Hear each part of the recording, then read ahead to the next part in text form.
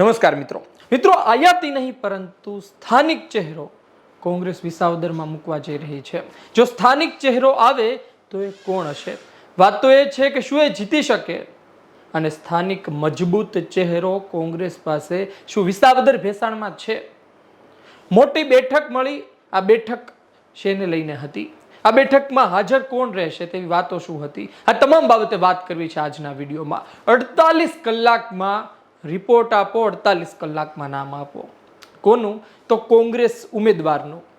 વાત એ છે કે અમે કોંગ્રેસની સ્થિતિ જાણવા માટેનો પ્રયત્ન કર્યો, વિસાવદરના કોંગ્રેસના આગેવાનો સાથે વાત કરી અને તેમની પાસેથી માહિતી મળી છે કે પ્રદેશ તરફથી અમને આદેશ છે કે 2 દિવસમાં અમને રિપોર્ટ આપો, એક ઉમેદવાર નક્કી કરીને આપો, નામ આપો કે આ વ્યક્તિ સર્વાનુમતે અમે નક્કી કરીએ છીએ, આને તમે લડાવો, આ જીતી શકે છે, અમે કોઈ વિરોધ નહીં કરીએ, આની સાથે છીએ। વાત એ પણ છે કે અમે એ પણ પૂછ્યું કે શું આયાતી વ્યક્તિ મૂકવામાં આવી શકે? કારણ કે આમ આદમી પાર્ટીએ ગોપાલ ઇટાલિયા આયાતી વ્યક્તિ મૂક્યા છે। કોંગ્રેસ શું કરશે એ સવાલ છે। ભારતીય જનતા પાર્ટી પણ આયાતી ચહેરો મૂકી શકે છે, એટલે કે બીજી પાર્ટી આયાતી મૂકે છે તો આપણે પણ આયાતી મૂકીએ, શું તેવું કોંગ્રેસ વિચારી શકે? આ સવાલ અમે પૂછ્યો હતો ત્યાંના કોંગ્રેસી આગેવાનો સાથે।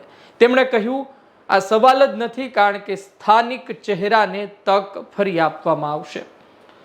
અને એમ પૂછ્યું કે જો આપે છે તો તેમણે કહ્યું તો પછી લોકો સ્વીકારશે નહીં। હવે લોકોમાં કોંગ્રેસના કાર્યકર્તાઓ છે કે પછી સામાન્ય લોકો છે એ વાત અમે નથી કરી, અથવા તો અમે કરતા ભૂલી ચૂક્યા છીએ। પણ વાત એ છે કે સ્થાનિક કાર્યકર્તાઓ એ ચહેરો નહીં સ્વીકારે તેવું આપણે માની શકીએ।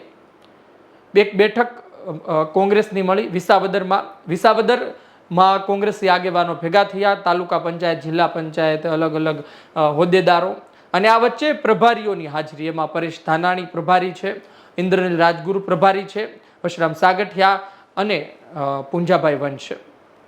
ઇન્દ્રનીલ રાજગુરુ તમને યાદ હશે કે હમણાં જ રાજકોટ વિસ્તારના વિછાના આગેવાનો સાથે રાજીવ ગાંધી ભવન પહોંચ્યા હતા, તેમને કોંગ્રેસમાં તેમણે પક્ષ પલટો કરાવ્યો છે, આમ આદમી પાર્ટીના હતા તેઓ।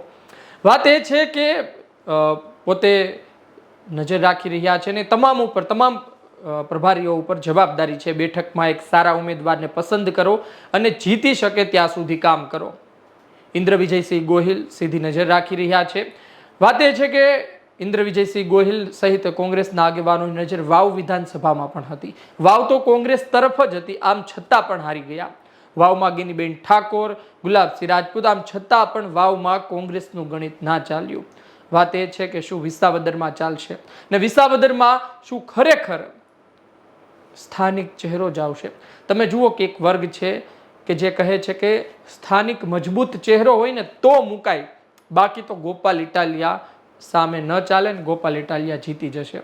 જો કોંગ્રેસ સ્થાનિક પરંતુ એટલો મજબૂત ચહેરો નહીં મૂકે તો પછી આમ આદમી પાર્ટીની જીત નિશ્ચિત માનવામાં આવી રહી છે, પરંતુ સ્થાનિક મજબૂત અથવા તો આયાતી મજબૂત કોંગ્રેસ ચહેરો મૂકશે જે સર્વ સ્વીકાર્ય હોય તો પછી આમ આદમી પાર્ટીને ધકધક થશે। આમ આદમી પાર્ટી હારી શકે છે, ગોપાલ ઇટાલિયા હારી શકે છે, કારણ કે વાત એ જ છે કે 40% આજુબાજુ મત ભાજપ લેતી રહી છે વિસાવદરમાં। આ સત્ય છે, આ વાસ્તવિકતા છે, ત્યાંનું પરિણામ કહે છે 2012ની ચૂંટણી બાદ કરતા।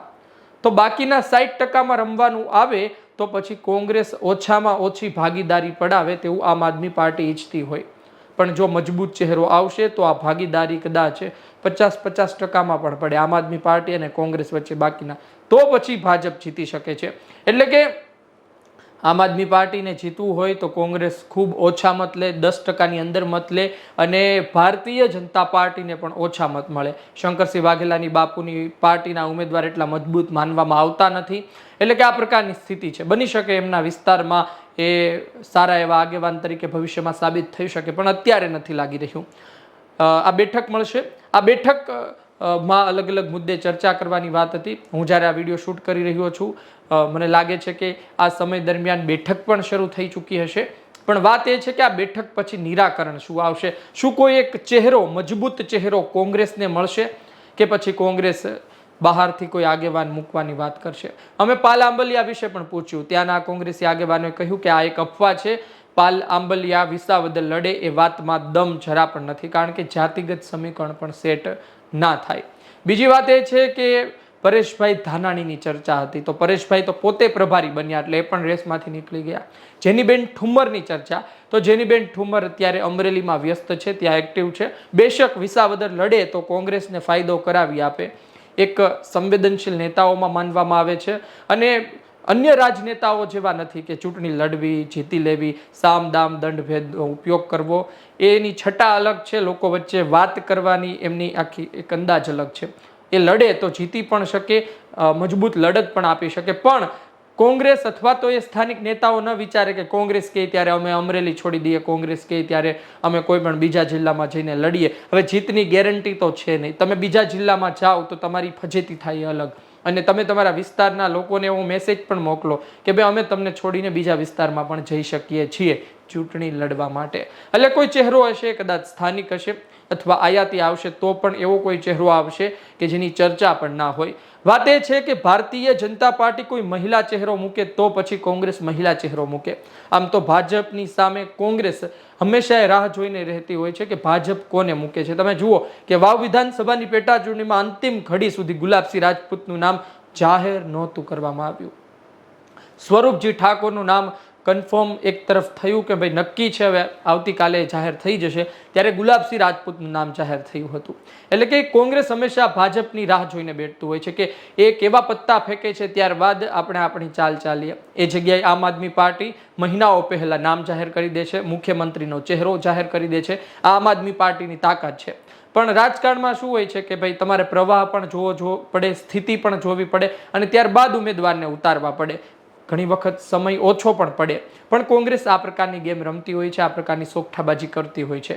આમ આદમી પાર્ટીએ ગોપાલ ઇટાલિયાને થોડો સમય આપ્યો છે, અને ગોપાલ ઇટાલિયા તમે જુઓ કે જ્યારે આમ આદમી પાર્ટીએ નામ જાહેર કર્યું ત્યારે બધા એવું કહેતા હતા કે ભાઈ ચૂંટણી ક્યારે આવશે તેનું હજી ખબર નથી. પણ આ બધા રાજનેતા હોય ને ખૂબ હોશિયાર હોય, અને તેમની પાસે માહિતી પણ ખૂબ સચોટ આવતી હોય, કદાચ તમારી અને મારી કરતાં પણ વધારે.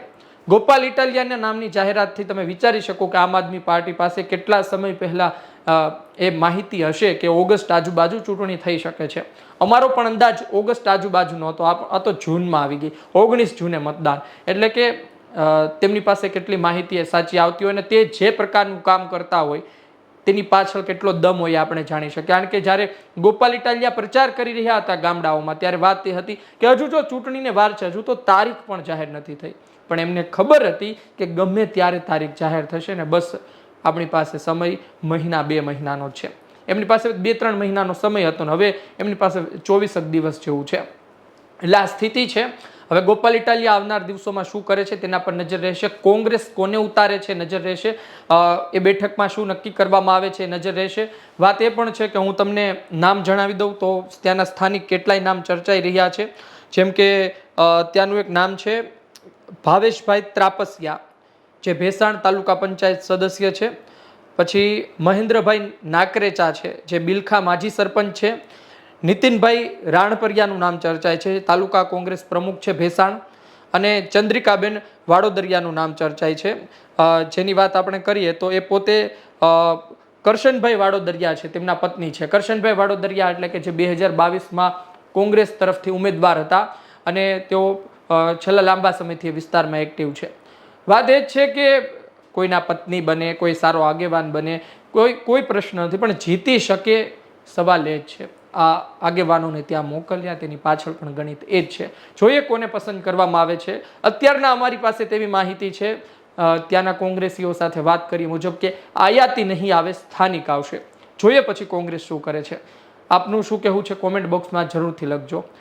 કોંગ્રેસમાં શું આયાતી કોઈ મજબૂત ચહેરો છે આપની દ્રષ્ટિએ હોય તો કોમેન્ટ બોક્સમાં તેનું નામ લખજો, અથવા તો સ્થાનિક કોઈ મજબૂત ચહેરો છે તે આપના દ્રષ્ટિએ કોઈ હોય તો કોમેન્ટ બોક્સમાં જરૂરથી લખજો. આ વિડીયો પસંદ આવ્યો હોય, માહિતી પસંદ આવી હોય તો લાઈક કરજો, શેર કરજો. ધન્યવાદ.